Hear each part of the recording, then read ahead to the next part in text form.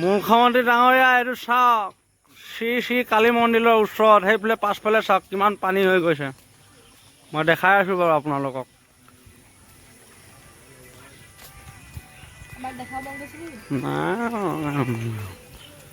মইতো চাওক ঘৰত সোমাব আৰু মাছ এতিয়া ধৰিম আৰু ভিতৰত।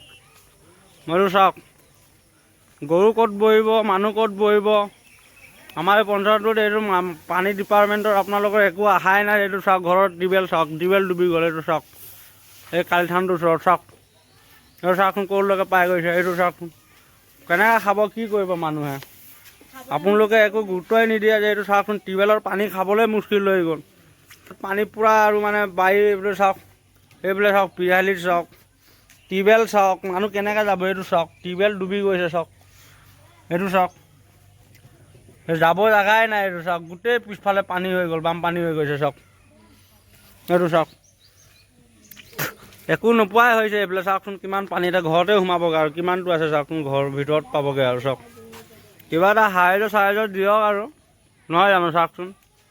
এইটোৱে নহয়, আমাৰ এই চিচিমুখটোত গোটেই হৈ গৈছে এইফালে, একদম লাম্বা ৰাস্তা হৈ গৈছে এইফালে।